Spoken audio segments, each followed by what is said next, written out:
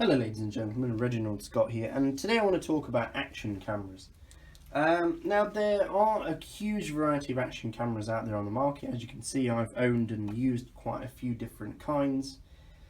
And really, I just want to impart some information to you today to help you make an informed decision about what action camera you should buy next, or what action camera might be useful for you, and try and ascertain really the qualities of different action cameras and how they might be beneficial or problematic for you when using them out on your bike. And that's primarily what I use my action cameras for, mostly just for recording my rides. Now, you might want to record your rides for a variety of different reasons.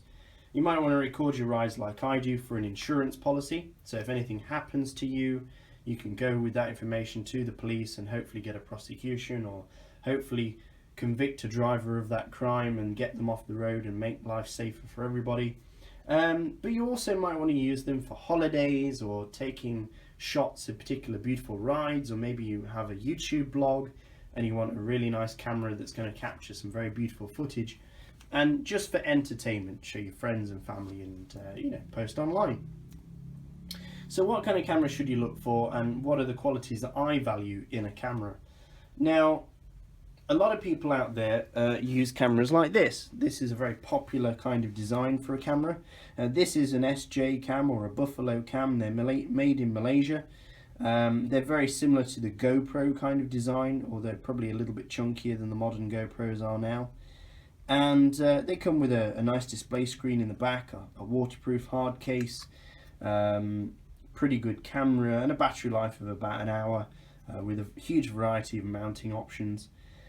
Now, although this camera is really good for being versatile, it's a very versatile camera. You can use it in a huge array of situations because of its waterproof capabilities, and its hard case, it's protected. I'd recommend this for sport. So if you're a mountain biker, or you sometimes do parachute jumping or snorkeling, this is the camera to go for, because it's well protected and it's good in a variety of situations. I wouldn't recommend this camera for competition cycling, because it's so cumbersome, it's so unaerodynamic, it's so heavy that it's really going to give you a penalty on the bike if you're competing.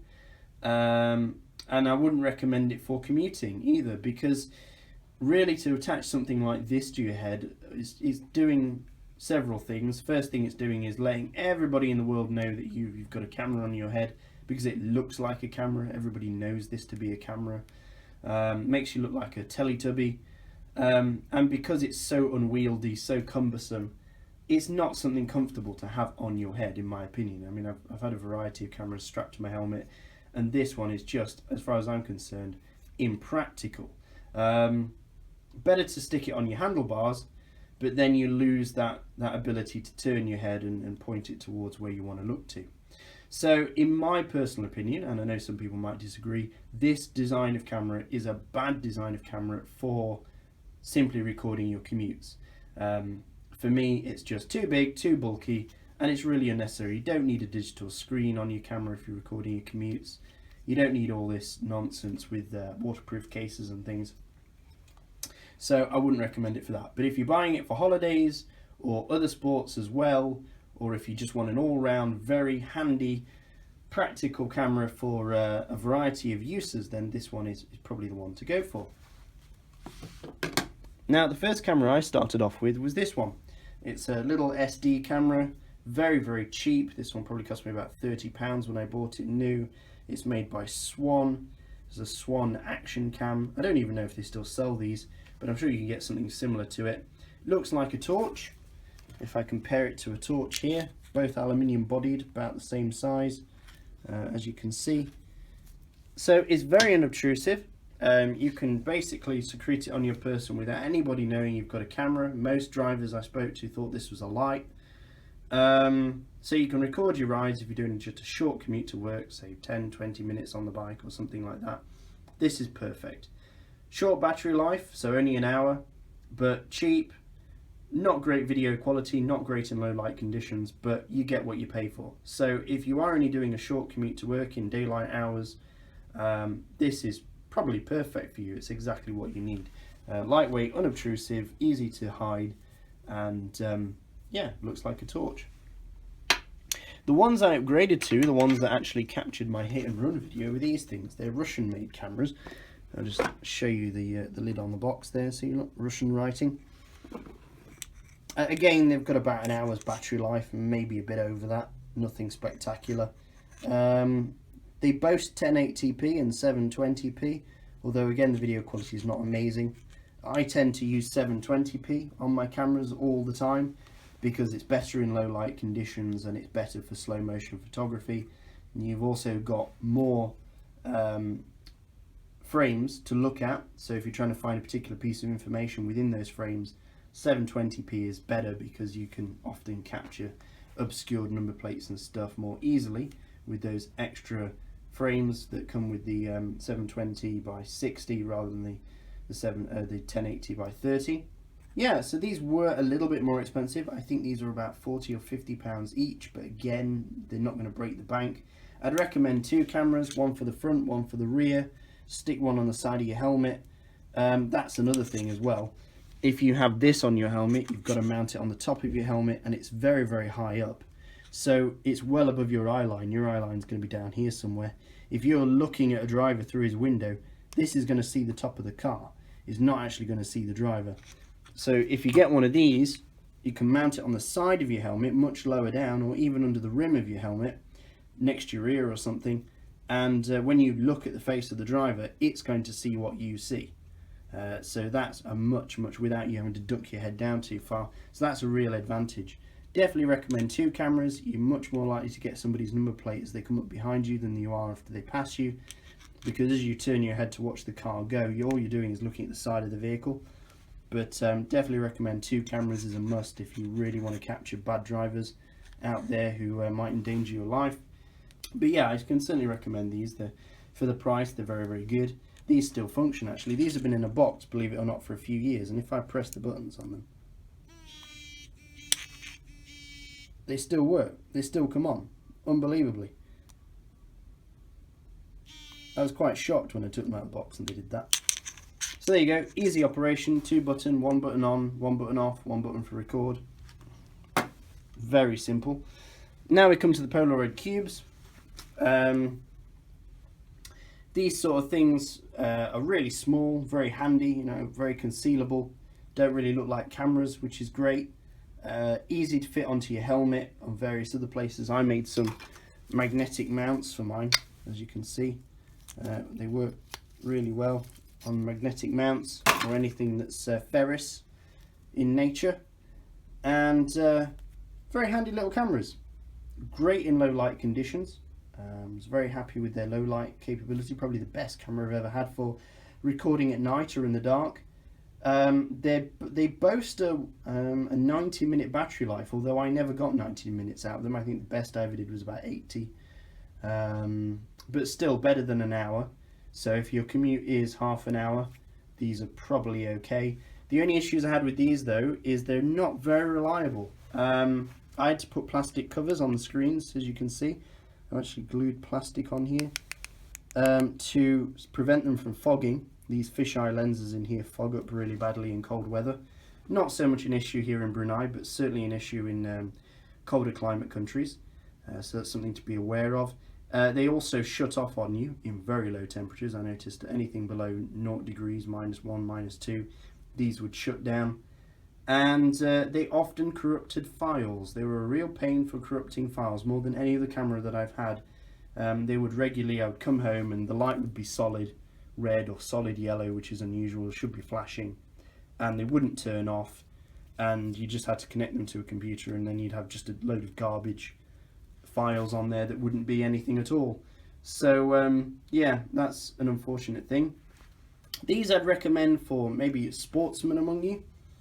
People who want to stick a very small camera onto their bike while they're racing, because they're not too big, they're not too cumbersome, they're quite lightweight in comparison with other cameras. So one of these sat under your saddle or maybe in front of your bike is not going to be too much of a weight penalty for you, but it's going to give you some really nice footage. And they are actually, in 1080 and 720, they're both pretty nice cameras. They give really good images, so that's a bonus. And then finally we come to these things, these drifts. These are drift stealths.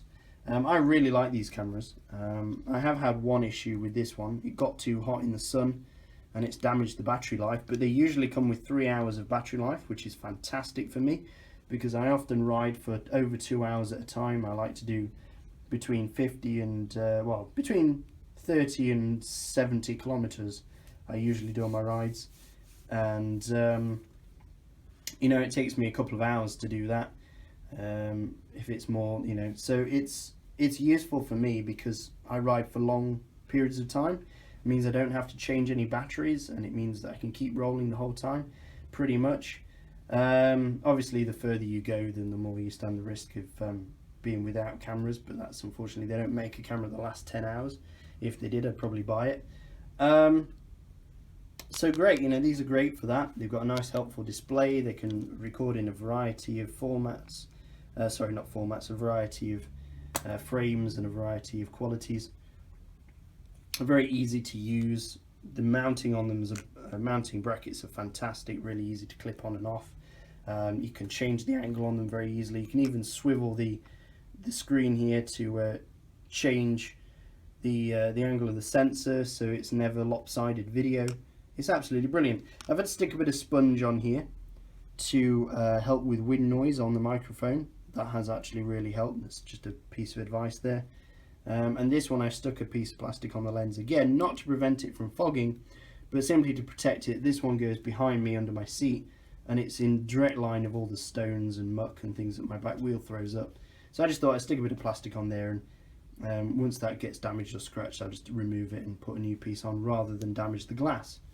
So they're perfect for long distance commuting. They've got a good profile on them, so they're not too unaerodynamic. They are heavy, but you know, they're pretty practical really. I really like them. Definitely give them a good score. Another thing about them is if you're doing training rides, like I say, because they've got long battery life, you can pretty much get the whole training ride in there. So what do I look for in a camera? What would I say you should look for in a camera? Well, if you're just having fun with it, if you're not commuting, if you're not worried about losing footage every now and again, then just look for a reasonably priced camera. Something like this would probably suit you really well if you're just going to mount it on your handlebars, not on your helmet, and that would be enough. If you're doing more sporting activities, then you need to look for a camera that's smaller and lighter, something like this one or this one. If you're doing short commutes, then again you can opt for a cheaper camera with lower battery life, and you know, just to protect you on those short commutes that you do. But if you're doing a long commute, if you're doing long distance riding, you really need to look at battery life. I mean, for me, the most important thing is battery life. I would actually put battery life before video quality. The thing that I find most important about video quality is how does it cope with low light conditions. Because, for example, these two cameras here, this silver one here and these two black ones here, they have such poor performance in low light conditions that they're virtually useless. I mean, all you get is some blurred lights from the back end of cars, and that's it. You don't get any detail whatsoever. Whereas these ones, the HD Stealths and the Polaroid Cubes, actually give you very reasonable low light condition footage. So they are something you can use at night. So that's something you got to take into consideration. After that, most cameras you buy nowadays are going to be 720 or 1080p. I know they do 4K now, but again, you've got to decide what's practical for you. I think 720 is more than good enough, unless you're doing a video blog where you make very visually beautiful videos, in which case you want to go for something like one of the GoPros or one of the perhaps the Garmin Vibe. They give very, very good video quality, better than these Stealths here. But for me, these are perfect. They give good enough video quality for me, and they've also got that very long battery life for my training rides. So they're my opinions about these cameras. Like I say, from most important to least important is battery life, followed by low light condition ability, followed by size and weight, because you've got to stick the thing on your bike or on your head, and if it's cumbersome, bulky and oversized, that's going to give you a neck ache, or it's going to be very impractical for riding with. And you know, you will look like a Teletubby if you put something on this like on your head, and I don't particularly like drivers to know that I've got a camera. I only like them to know when the police come knocking. So that's basically it for me. I don't want to go around with a big... I mean, to me, it looks like a little TV screen. It's quite ridiculous. But there you go. So, that's my opinion for what it's worth. Hope it was useful to you. And as always, stay safe. And thank you for watching. Reginald Scott, signing out.